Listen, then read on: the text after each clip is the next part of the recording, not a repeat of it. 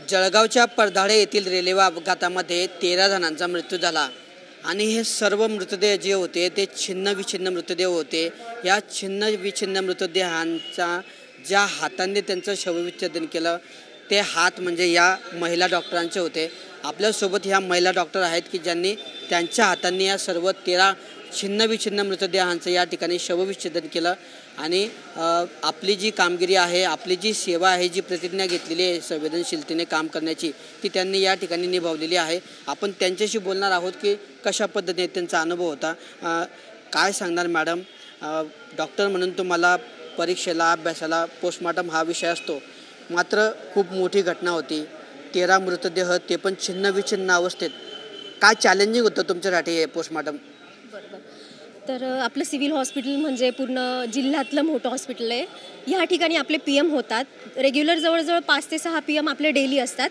पण हे येणं PM येणं म्हणजे खूप चॅलेंजिंग होतं आमच्यासाठी, कारण अचानक कळणं की हा रेल्वेचा ॲक्सिडेंट झाला आहे आणि सर्व बॉडीज आपल्याकडे येतं आहे। बॉडी आणण्यापासून तर बॉडीज पूर्ण हँडओव्हर नातेवाईकांना असो पोलिसांना असो करण्यापुढे आमच्यासाठी खूप हे चॅलेंजिंग होतं।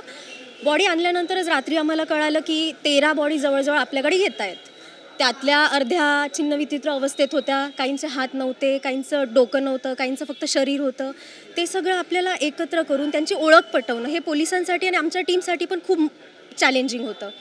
त्यानंतर काल आपले 6 PM झालेत, आज आपले 6 PM केलेत। 6 PM सगळे अननोन होते, जेव्हा बॉडी आणल्या गेल्या सगळे अननोन होते। नातेवाईकांना ट्रेस करणं, त्यांना इन्फॉर्म करणं, त्यांचं इमोशनल ब्रेकडाऊन हे सगळं ह्या गोष्टीमध्ये आपण पाहिलं आहे।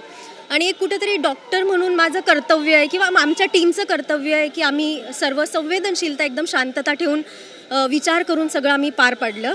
याआधीही अनुभव असे होते छोटेफार किंवा ब्लास्टचे वगैरे आपल्या सिव्हिलमध्ये येतात, ते अनुभव होते। याआधी कोविडचा एक अनुभव होता असाच, कोविडमध्ये पण बॉडीज असायच्या।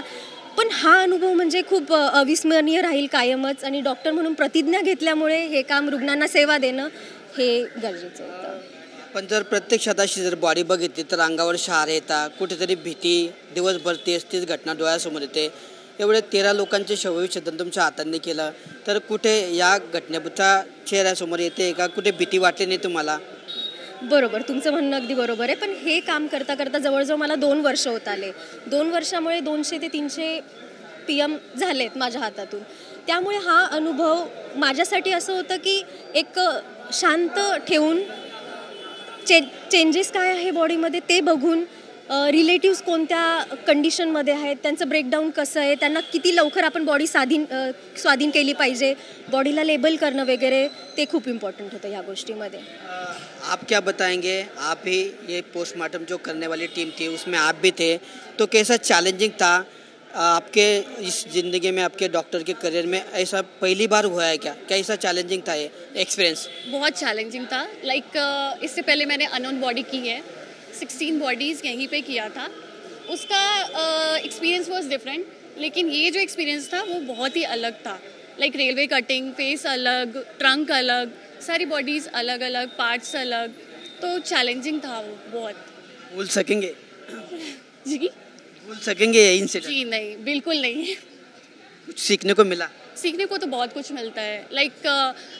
एक बॉडी ऐसी थी जिसके हेड अलग थे, ट्रंक अलग थे। Experience was good, very good. Madam, एक गोष्ट याच्यातली, आता बरेचसे जे अननोन होते, म्हणजे आमच्यापर्यंत माहिती अशी होती की काही लोकांचे तर हातपाय पण नव्हते, फक्त काहीतरी तुकडे सापडले होते। तर ह्या सर्व प्रक्रिया पार पडताना काय मनामध्ये काय वाटत होतं की अशा पद्धतीने कुणासोबत घडू नये कधीतरी, पण मात्र घडलं होतं आणि तुमच्या हातातून त्याचं पोस्टमॉर्टम होत होतं? काय नेमक्या त्यावेळेच्या तुमच्या काय भावना होत्या? बरोबर, कालच हा एक प्रसंग तुम्ही जसं म्हटलं त्याप्रमाणे आला। काल आपल्याकडे 6 बॉडीज आलेल्या आणि एक बॉडी अशी होती त्यातली की त्याचं फक्त ट्रंक होती, म्हणजे डोकं सोडून खालचा भाग होता फक्त। मग ते खूप चॅलेंजिंग होते की त्याला ओळख कशी पटवावी। आणि नेक्स्ट डे म्हणजे आज फक्त एक असं आलं की फक्त एक तोंडाचा भाग आला। मग आम्ही नातेवाईकांना विचारलं आणि तो इतका म्हणजे अशा अवस्थेत आलेला होता की ओळख पटवणं खूप अवघड होतं। नातेवाईकांनाही ते कळत नव्हतं की नक्की आपली आहे का बॉडी, पण त्यांच्या कपड्यांवरून, त्यांच्या टॅटूवरून किंवा त्यांच्या ओळख चिन्हांवरून आपण ओळख पटवली आणि शेवटी कालची आणि आजची बॉडी एकच आहे, म्हणजे ते धड आणि ते जो आपल्याला आज फेस आला होता तो एकच आहे म्हणून। पण मग हे करताना वाईट वाटतं की नाही, कोणासोबत एवढा प्रसंग नाही झाला पाहिजे. आणि हा प्रसंग असा होता की अनएक्सपेक्टेड होता, की असं झालं नाही पाहिजे होतं आणि हे त्यांनाही माहिती नव्हतं पुढे असं होणार आहे. मग हा प्रसंग नव्हता झाला पाहिजे. पण आतापर्यंतचा तुमच्या आयुष्यातला पहिलाच प्रसंग म्हणता येईल. हा पहिलाच प्रसंग आहे की अशा बॉडीज आलाय, हात वेगळा, पाय वेगळा. आधी कधी हा प्रसंग नाही आला आणि कदाचित अजून खूप वर्ष तरी हा प्रसंग नाही येणार. हा खूपच अविस्मरणीय आणि चॅलेंजिंग प्रसंग होता आमच्यासाठी.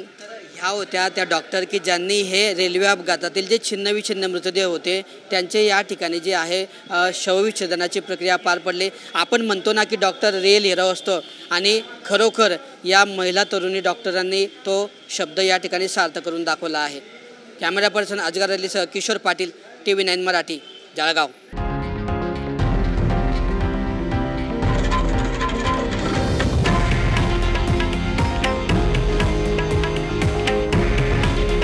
हे आहे देशातील नंबर 1 न्यूज नेटवर्क आणि आपण पाहत आहात TV9 मराठी. काळजी तुमची, हित महाराष्ट्राचं.